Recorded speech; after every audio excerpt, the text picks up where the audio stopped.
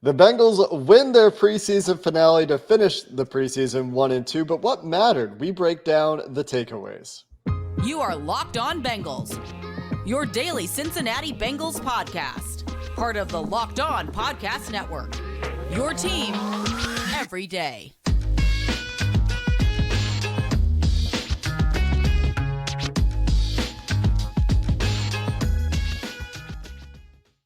What up, Bengals fans, and welcome to another episode of the Locked On Bengals podcast. I'm your host, Jake Liscow. He's your host, James Rapien. The preseason is over. The regular season is right around the corner. We're part of the Locked On Podcast Network here on Locked On Bengals, bringing you coverage of your team every day, free and available everywhere you get your podcasts and on YouTube. Thanks for subscribing. Thanks to those of you who follow and everyone who makes us your first listen. Today's episode is brought to you by Brightco Jewelry and Watch Insurance. Brightco brings you comprehensive, fast, affordable jewelry insurance for as low as $5 a month. Check out our special offer for Locked On listeners at brightco.co/Locked On. The preseason is over, James, like we've said several times, or I've said and tweeted about, and that means football starts to count pretty soon. But the decisions that have been made and will continue to be made over the next week as the 53-man roster cut down. The first one has to be done on August 30th, but as we've seen in years past, things will change between August 30th and that week one game. The decision that appears to have been made based on what happened in the preseason game against the Rams is at left guard, where Jackson Carman played the entire game and Cordell Volson, while he did suit up, did not see any action, which tells us everything we need to know about that competition. It does. LG1 is Cordell Volson. Look, if I would have told you on draft night when they picked this kid from North Dakota State that he was going to be the starting left guard, I think everyone would have been like, oh, really? And I still think there's probably some uneasiness, but I like what I've seen from Cordell Volson. And asked Zach Taylor in the post-preseason game number 3 press conference about joint practices. You know why? Because I wanted to know what he thought of Carman, or of Volson, excuse me. We'll get to Carman. What he thought of Volson in those joint practices. And he used the words consistent, that he's, continues to get better and better, how much he cares, all of those things. And that's what Frank Pollock and Brian Callahan said on draft night. Like, he's made of the right stuff. He's a 4-time national champion, all of these things.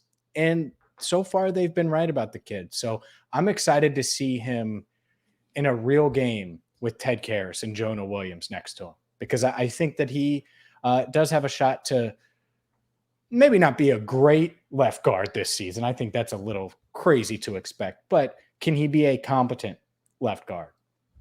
I think so. I think he's got a shot to do that. So I think the Bengals made the right call here. And part of it has to do, and this is the downside, because Jackson Carman showed absolutely nothing. Ben Baby brought this up to me in the press box. The past 2 years, Jackson Carman has had an inside track for a starting guard job.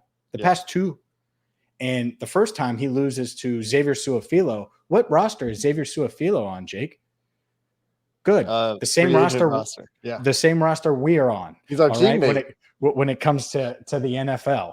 And then he loses to a 4th-round rookie from North Dakota, from 1AA. I'm not knocking Cordell Volson, but man, Jackson. And he looked bad again on Saturday night. I mean, it's rough right now. It's rough enough to where I think there are a lot of people wondering, backup Jackson Carman, really? ... question mark. And I understand it.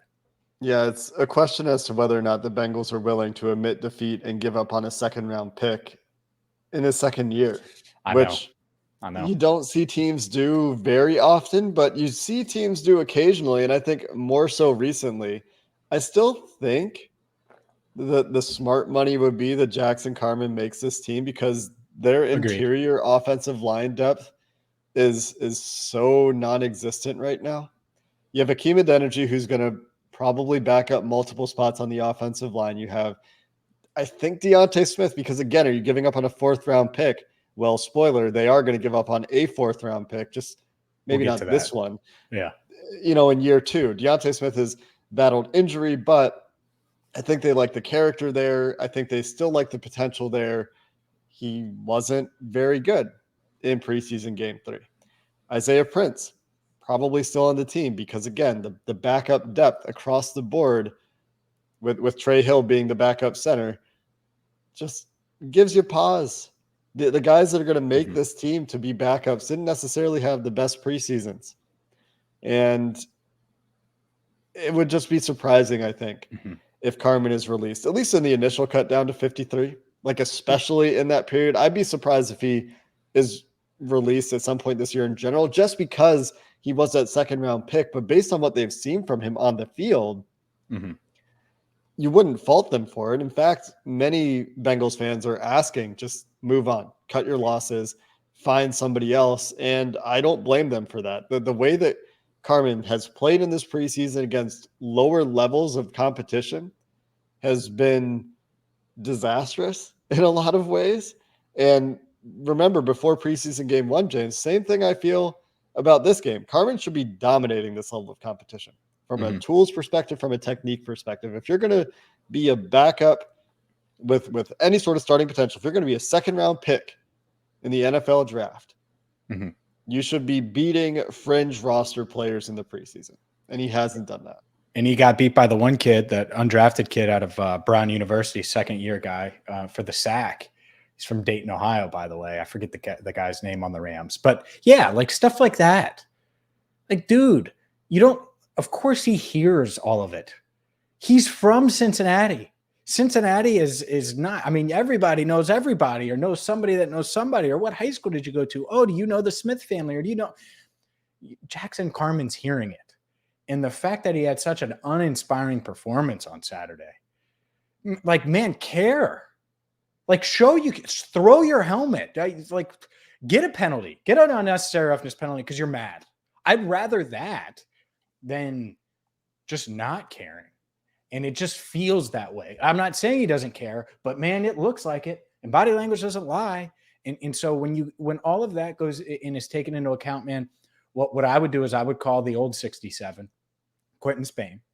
And I would say, look, you're not starting, but you're going to come be a backup and be our backup guard and just give that interior depth that you want. And he could back up both guard spots. Hell, if you need him to. And so then that way you're not banking on, Jackson Carman, who just didn't show anything, hasn't flashed, hasn't done. That doesn't mean he has, every rep is bad. I don't mean that but has there been a time where it's like, oh, like I remember, not enough. Even if there has been, it's not enough. Not enough. Because most of the times when you say, oh, it's like, oh, second play from scrimmage, Carman is horizontal in the air, getting taken to the ground. Like, what? This isn't the new NFL Blitz Arcade 1-Up, right?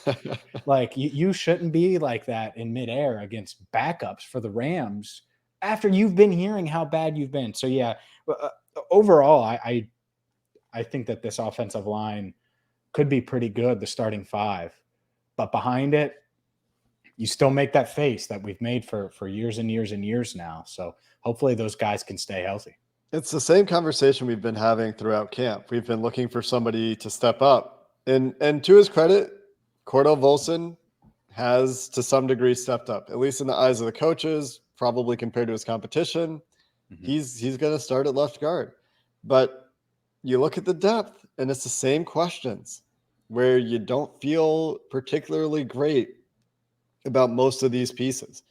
And, if you're going to make the move for Quentin Spain, why not bring him in so he gets some reps in camp? If you're going to make the move for a guy like Eric Flowers. And they might not. And it doesn't necessarily feel like they will. It wouldn't surprise me to see a move on the offensive line, and it shouldn't surprise anybody after what we've seen. But I mentioned this, I think, last week. This coaching staff has shown, I think, at times, a bit of a soft spot for some of their own on the offensive line. And this year they took action and got some new starters in there, but now we're talking about depth. And, well, we're going to continue to talk about depth around this roster at tight end, on the defensive line, at cornerback. What are they doing at punter? What are they doing at running back? Do they keep 5 safeties? We're not going to do a full 53-man breakdown today, but there are other takeaways from this final preseason game that we'll continue to break down coming up next. Bobby Hart isn't walking through that door. But you know what is?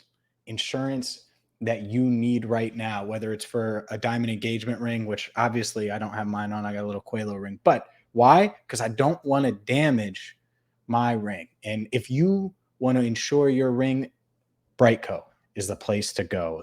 The people at Brightco, they're geniuses. They made buying insurance for your engagement ring, your watch. I know you guys got some fancy watches out there, right? Or whatever. By the way, Joe Mixon, if you're listening, you got a lot of ice. You need to get to Brightco right now because it's easy. You can get covered in 2 minutes on your cell phone. It's that simple. So you're not going to find a better deal on great coverage that's going to protect the most important pieces maybe in your life right now, right? When it comes to, I mean, it's expensive to buy an engagement ring. So go to bright.co/locked on. We all hate insurance. It's tough. It's difficult, all those things. But at the end of the day, you love it when you need it. Brightco is here for you now. Don't delay. Don't wish you would have done it 6 months from now. Do it now. Go to bright.co/locked on. Turo is the world's largest car sharing marketplace. And with Turo, you can book any car wherever you want it from a community of local hosts. Browse a huge selection of vehicles for just about any occasion or budget in the US, Canada, or the UK if you're on vacation. You can get a spacious SUV or a minivan for a family road trip, or a classic car, a luxury car for a special event, birthday, or a holiday. You can find affordable economy cars. If you're on a budget, you just need to get from point A to point B. Test drive that new electric vehicle you've had your eye on. If it's available near you, you can try it out. Many Turo hosts can even deliver the car right to you. Every trip is backed by liability insurance. Terms, conditions, and exclusions apply. Ditch boring rental cars and find your drive at Turo.com. Well, James, a lot to get into in the rest of this preseason game and the rest of this roster, where I'm going through the 53-man roster, trying to get my projection together this morning. And I feel like 44 to 48 spots are locked up, maybe a little bit more, maybe a little bit less. And then there are some questions at some other spots. Let's first maybe hit some of the easier questions, and maybe they won't be easy. Maybe they're just easy in my mind. But let's start with the backup quarterback, where Brandon Allen, I thought, played fairly well, but Jake Browning had another very strong performance. And I don't think there's drama here, which is why I'm starting with this one. As well as Jake Browning has played, and as much as Bengals fans are sick you're of gonna Brandon Allen. You're going to make them mad. Go on. I am going to make them mad. I just think Brandon Allen is a backup quarterback, and I think Jake Browning is a perfect practice squad quarterback. And I think that is how that shakes out. And it's great that Browning has had a nice preseason. But again, the way that we're talking about Jackson Carman beating up, or should be beating up, and not taking advantage of those opportunities on fringe NFL roster guys, that's what Jake Browning is doing too, which is great. Like, he's shown some tools for sure. And he's done some nice things, but I just don't think it'll be quite enough to unseat the veteran who has the experience, the relationship with the coaches, the relationship with Burrow. And it's something that we talked about in the preseason, James. I think long-term, this is a position where in the future, maybe they look for one of the higher end backups. But for this year, I think it's Brandon Allen. And it's not like Brandon Allen was awful, like people are saying. And that's the part where he was not awful this preseason. Sorry. His awful game, he overthrew a receiver for a touchdown and was 14 of 20. Say that out loud again. Completed 70% of his passes and had a couple throws where the timing was off, and then he missed Stanley Morgan Jr. He just overthrew him. Oh, okay. Cut him? No, that's not what you do. And I think if it was a true competition, you would have seen Jake Browning earlier. But I think the Bengals know what Jake Browning is. I think they know what Brandon Allen is, and I think they're hoping to have both on the team, one on the practice squad, one on the 53-man roster. So that's where that stands. Running back, you see them keeping 3. You think there's any concern there? I have 3 on mine for what it's worth. Obviously, you got Joe Mixon, Captain America, Chris Evans, and Samaje Perine. I do have 3. It's a little bit interesting, like the way that the these guys have been used in the preseason is not as telling as the way the quarterbacks have been used. You've seen more rotation, like true rotation between Travion Williams and Chris Evans, but I still think it's Chris Evans. The coaches, for whatever reason, just don't trust Chris Evans in pass protection, I guess. Mhm. I think he's been fine when he's had those opportunities, but he only had 3 opportunities to stay in pass block in this preseason, according to PFF snap count. So, well, that's through 2 games. I guess we don't have the 3rd game here yet. Travion Williams had 7 in those first 2 games. So I do still think it's 3. And the only thing that gives me a little bit of pause here is, like I said, the playing time disparity. When these guys are getting into the game. With quarterback, it tells the whole story. They're protecting Brandon Allen. They're letting Jake Browning finish out the 3rd preseason game.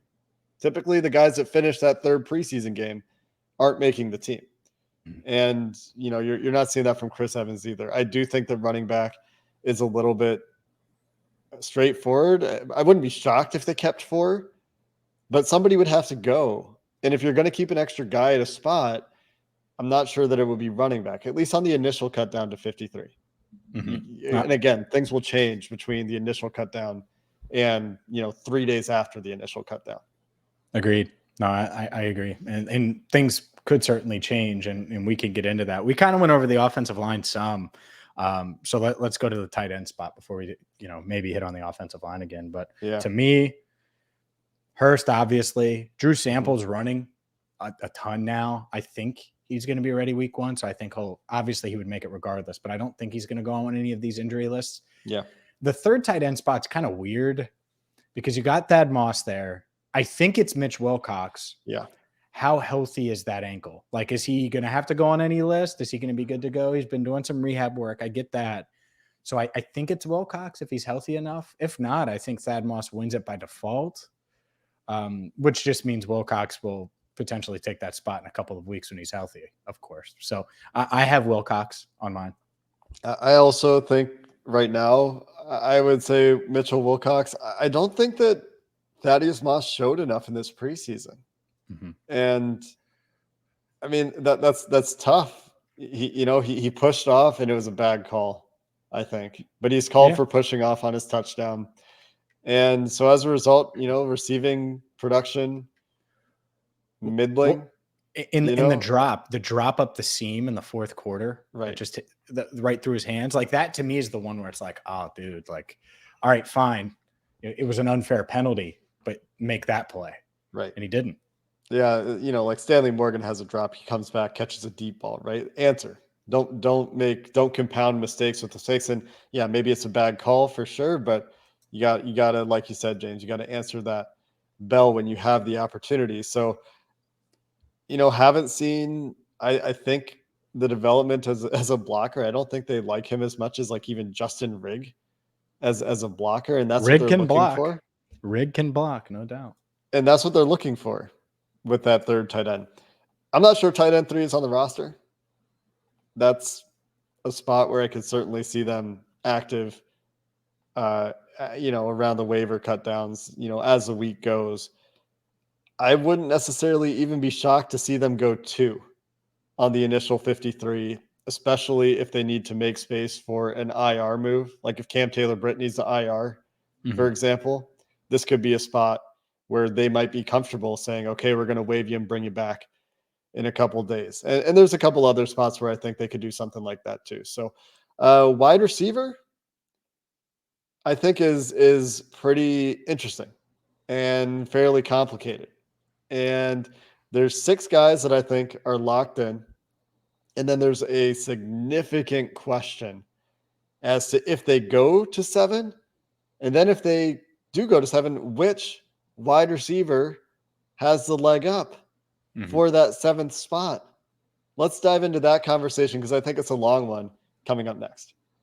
But first, a word from Prize Picks. Look, Prize Picks is daily fantasy that you're going to be able to go up against their picks, and you're going to know them ahead of time, their projections. And all you have to do, pick 2 to 5 players that are score more or less if you want to go that route, than Prize Picks projection. You can win up to 10 times your money on any entry. No competing against other people. It's you versus the projections. So it's not you and a collection of people from all over. No. You're just playing against the projections. And so Prize Picks offers projections on any sport you watch, including, of course, the NFL, NBA, Major League Baseball, NHL, PGA, college football, college hoops when they come back. So its entries can be made in 60 seconds or less, safe and fast withdrawals, and it's operational in over 30 states and Canada. So download the Prize Picks app today, or go to prizepicks.com to sign up and play daily fantasy sports. You're going to receive a 100% instant deposit match up to $100 with promo code Locked On. It's free money. Take advantage of it. If you deposit $100, Prize Picks will give you $100. If you deposit 50, you'll get 50 with promo code Locked On. Again, use promo code Locked On at sign up for an instant deposit match up to $100. Wide receiver sure is interesting, James. Oh, you're telling me. So the Migos, the big three, the starters, those guys are locked in. Wait, Tyler Boyd's making the team? Oh, shocker. Didn't play at all this preseason. How do they know? I think Trent Taylor's the punt returner. Yep. I think he's on the team. Obvious. I think he's active on game day. Yep. I think Mike Thomas and Stanley Morgan are on the team. And I think they're active on game day. The Mike Thomas hate. By the way, did you see him catch a couple passes on Saturday night? Yeah. I mean, just saying.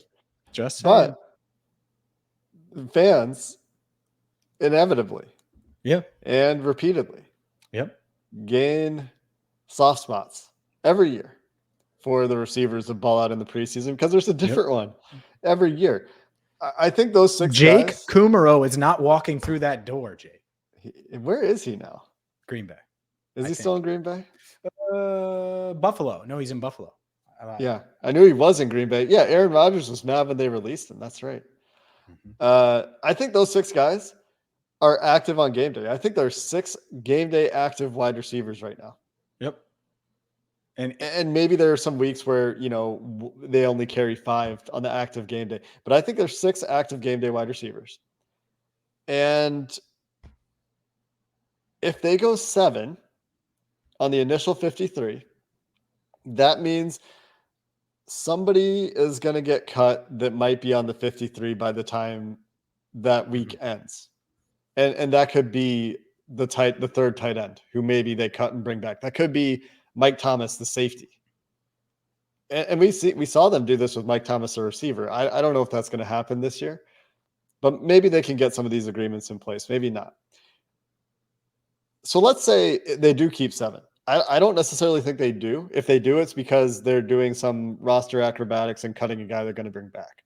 Mm-hmm. What a tight battle. Yeah. For wide receiver 7 between Kwame Lassiter and Trenton Irwin, who had a huge night. And I think the fan favorite for many, Kendrick Pryor, although Kwame Lassiter certainly has his supporters as well. But Kendrick Pryor, just a gamer, making plays in each of these preseason games. Very, very impressive preseason, as is tradition for the Cincinnati Bengals. One guy is going to stand out. And this year, Kendrick Pryor making catches in traffic, making vertical catches, has been electric in a lot of ways, has been pretty exciting. Is it enough? No, it's not. And I'm not. People are going to hate it and be mad about it. But I also think Kendrick Pryor has a good shot of making it to the practice squad. Mm-hmm. Kendrick Pryor also had a drop on Saturday night. Kwame Lassiter also muffed a punt. Yeah. He dropped a 2-point conversion week 2. There are a lot of receivers in this league. All right. There are guys. Ask Detroit. I forget the guy's name. It was Tom something. Tom Kennedy goes off for the Detroit Lions. Tom Kennedy. You sure that Tom Kennedy's going to get claimed if they released him because he went off? Like, are we sure Trenton Irwin is going to get claimed? No, he's not. He's probably going to end up on the practice squad. And that's what I think is going to happen. And the thing is the Bengals, they're 3 deep. They like Irwin. They like Lassiter. They like, as you mentioned, Kendrick Pryor as well. And so if you have 3 guys like that, you're definitely going to sneak 2 of the 3 on. but probably all three, but at least two of the three, you feel good about it. So I think it's going to be 6 receivers, and I think they're going to have some good practice squad guys that they believe in if they need to call somebody up that can contribute in some way. Yeah. And you can see this change too. Whatever the initial 53 is, I'm going to say this 1,000 times between now and Wednesday. It's going to change by the end of the week. Almost always does. The wide receiver spot, always under a microscope. I do think that Coach Matt Minnick, had some interesting thoughts about wide receiver. He's brought up, they brought in all these undrafted guys. That tells you that they want some competition there. But I do think that Morgan, Thomas, Taylor have done enough, have been around, have very clear roles for this team in terms of their participation in special teams, their roles on offense, that there's not a terribly difficult decision here. And I was just looking to see if Kendrick Pryor got more run in the third preseason game on special teams, and he did. He was out there on punt returns and on kick coverage and on one punt coverage snap. They had 4 punts in this game. So they are trying to see what Kendrick Pryor can give them in the special teams department, as he has gotten more snaps there as the preseason's gone on. But it's hard for me to believe that it would be enough at this point to unseat one of those other guys in the wide receiver room. Let's get to the defensive side of the ball here, James. We spent a lot of time on the offense, and there will be more time to talk about some of these.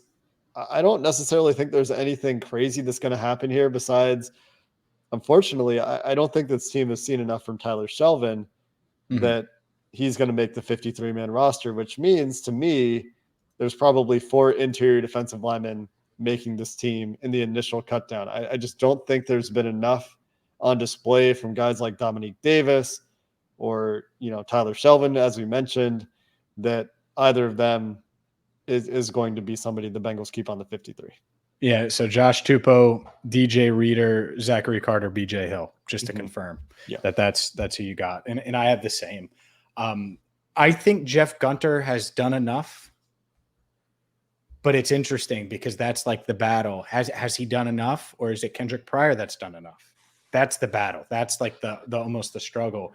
And I think when you look at guys like Cam Sample, potentially Khalid Kareem, how serious is this hamstring that's been kind of hampering him? Does he make the initial 53 and then get put on injured reserve? Does he get put on a list or something? Do they try to stash him one way or another? Maybe. And maybe that's how they free up that spot. But yeah, I mean, all of these guys have flashed enough. And I think you need another guy that can give you a little juice. Jeff Gunter has the juice, right? And Joseph Osai has it. Obviously, we know Trey Hendrickson has it. But you want an edge guy that, man, put him on the edge. And I'm not saying he's perfect, because he's not. And he's got things that he's going to have to work on. I mean, Jeff Gunter, though, I mean, can he get a little heat when needed on a play here, play there? I think there's a shot. So I could certainly see him making the team. Is there a scenario where he doesn't? Absolutely. But I think most of this room is filled out. And the real question I have is Khalid Kareem. What do they do injury-wise? Because I think they like him. Yeah. It's been a lot of injuries now. And so what do you do? And that's a big question mark, I'd say. Especially with the hamstring. And you can't push them back too quickly, but you need guys that are going to be able to play. Yep. How serious is it is a real question. I do have Khalid Kareem making the team. I think he is better than the other options that they have at edge. And I think Jeff Gunter probably has a slight edge over the undrafted guys like Raymond Johnson, who has flashed, and Noah Spence, who's had a nice preseason. I think those are guys that the Bengals would like to have on the practice squad. And Tyrekus Tisdale didn't play last night. Do I have that right? Is he hurt? 97. I'm trying to think if I remember seeing 97, and I don't think I do. I wonder if he's injured. Anyway, I don't necessarily think that Tyrekus Tisdale is making this team anyway right now, but I would think they would keep 10 defensive linemen. Yeah, I have 10. When you start to talk about Jeff Gunter, though, you're talking about a guy who I don't think is active on game day at that point, right? Probably. You're probably right. But so that goes hand in hand, because guess who wouldn't also be active on game day Right. right The now. seventh receiver. Kwame Lassiter or Kendrick Pryor or Right. whoever. So yeah, that's a good point. It would be very rare. And I think that Mike Thomas, the safety, would be active before these guys for his special teams contributions, even if they keep 5 safeties, which I currently have them keeping 5 safeties. I have 5 as well. Wow. I swear we did not rehearse this. I have 5 as well. I don't see how you get rid of Mike Thomas. I think he's valued. Michael Thomas, the safety, Tyson Anderson, and then you have a big 3 at safety. Mm-hmm. So I think there's 5. Do you have 6 corners? I have 6. I do, but this is somewhere I could see them going 7. And it Cam depends on Taylor Britt. part, that's the part, because it's Alan George, right? That's the odd man, potentially the odd man out. But if Cam Taylor Britt isn't ready to go, and I've seen him in the locker room, I think that's a good sign. Like, he's been around in the locker room. He was in the locker room yesterday after the game, moving around fine and stuff. I think he could be back. He has 2 weeks. We'll probably need to see him practice this week, right? At this point, Taylor Britt is probably cornerback 5 anyway. I think Trey Flowers is cornerback 4 at this point. He's played well. He has been good. Flowers has had a really nice couple weeks to finish the preseason, both in terms of practices where he was very active against the Rams in joint practices when he was in there. And he's been good he only had 3 snaps, but was good on his 1 target. He had a pass breakup the only time he was targeted on Saturday night. So Trey Flowers, I think, easily corner 4 right now, and that's behind Awuzie, Hilton, and Apple. But Jalen Davis, I think, is on the team. I don't remember who had it. Somebody's 53 has Jalen Davis on the outside looking in right now. I think that was the cut to keep the extra receiver. Mm-hmm. And Jalen Davis has played a lot in this preseason, maybe a little bit more than you would think he would. But here's what's telling to me is he only played 17 snaps on Saturday night. Yeah. That is, given the corners generally didn't have to play as much because there weren't as many slot corner reps in general, but I think that Jalen Davis is on the team. Yeah, no, I agree with that. I have him on the team as well. I'm trying to think if I have 5 linebackers. I think Clay Johnston makes it, especially with Joe Batch. He's still coming back from the ACL. Yeah. Just makes sense. Obviously, you got Wilson Pratt, Davis Gaither, and Marcus Bailey. You agree with that? I'm surprised we didn't see more of Marcus Bailey in the preseason. Is the only thing. Like, he hardly played. I thought we would see a little bit more of him. The last one sorry, go ahead. No, I just think they really like him. It's one of those things, and they wanted to get Davis Gaither some reps, probably. And maybe Johnston, they try to sneak onto the practice squad too. Wouldn't shock me if he's not part of the initial 53 and then comes back shortly thereafter, because they're only going to have four active linebackers on game days. Yeah, I think very likely. Last one's a big one, punter. Mm-hmm. I think long snapper is Clark Harris. I don't think there's necessarily drama there. You put some respect on Cal Adamitis is his name, but I agree with you. Pronounce it right. You asked me to put respect Cal on Adamitis. Obviously, I was making a joke. Come on now. Clark Harris, though, he will continue the snaps will continue to flow like that hair does in the wind. Yeah, we'll have to decide, as Hayden Hurst said in his sideline interview, who has the better hair? Who has the best hair on this team? Hayden Hurst? Clark Harris? Yeah, if Trenton Irwin sticks around? Oh, well, Trenton Irwin's got an argument. I as of now, I'd say Hayden Hurst. Anyways, punter, Chrisman, Huber, dum. I don't know how Darren Simmons is deciding this. Flipping a coin? Yeah, flip a coin. I mean, they've been both quite good. It feels like it's Drew Chrisman. It felt like it was Drew Chrisman to be last week and you said this. When I said it might be leaning Chrisman, you're like, I don't know why you think that. I'm like, yeah, me neither. But I still think that. And I don't necessarily know why I do, except Chrisman hammered a 65-yard punt. That was pretty cool. But Kevin Huber's done that in his career too. So I don't know.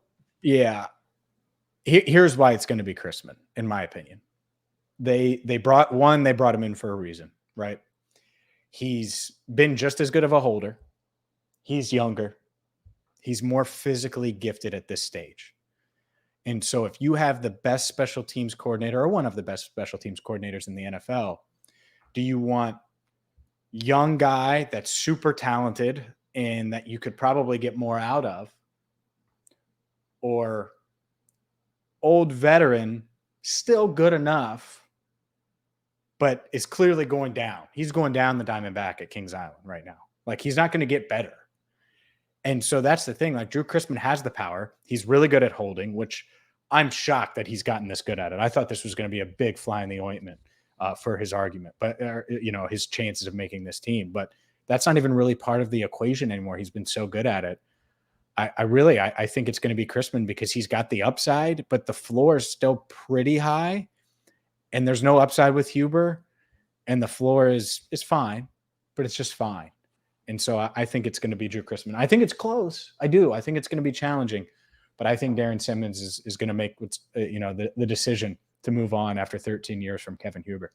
And this is one of those spots where I think whoever doesn't make the Bengals, I think does get an opportunity elsewhere, especially with some of the news and Buffalo. Vacancies for punchers around the NFL right now. Some teams looking for some punchers. And Kevin Huber, I think, still has a lot of skills.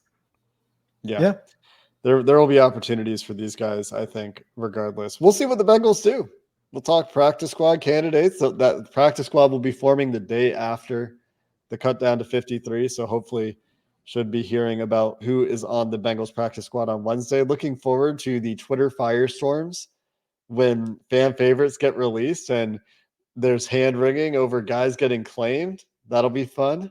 Always interesting to see who the waiver claims are. Going to be interesting to see if the Bengals make a move at offensive line, at tight end, at interior defensive line, at corner, if they feel like they want more depth at any of those spots. Those are the positions that I am certainly keeping my eye on as cut down day goes, particularly a guy in Cleveland, a backup interior offensive lineman for the Cleveland Browns, who I went and looked. So Brandon Thorne tweeted a video. Brandon Thorne, who everybody knows because he's seen as a preeminent offensive line film guy on Twitter. Brock Hoffman, undrafted free agent for the Cleveland Browns, is not on any 53-man projection I've seen for the Cleveland Browns. If he gets cut, if the Bengals have an eye on their divisional opponents, their divisional rivals, go scoop him up. Just Brian Callahan out there. Brian Callahan can just call his dad and be like, "Hey, man, tell me about Brock." Yep. So, yeah. And hopefully his dad doesn't say, "Nah, he's no good. We don't want him." And then he's on the Browns practice squad the next day.